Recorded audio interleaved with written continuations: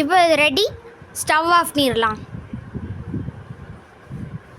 இப்போ ஒரு பாத்திரத்தை எடுத்துக்கோங்க. நம்ம எடுத்து வச்சுருக்கிற 2 கப் கோதுமை மாவு அதுக்குள்ளே போட்டுக்கலாம். மாவுக்கு தேவையான உப்பு போட்டுக்கோங்க. எல்லா இடத்துலையும் படுற மாதிரி நல்லா மிக்ஸ் பண்ணிக்கோங்க.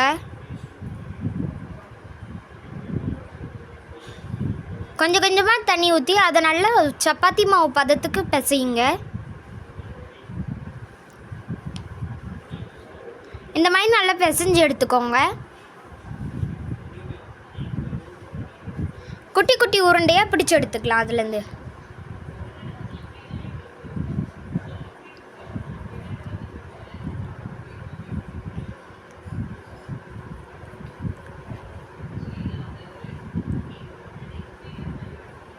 நம்ம உருட்டி வச்சுருக்கிற உருண்டையை இந்த மாதிரி மெல்லிசாக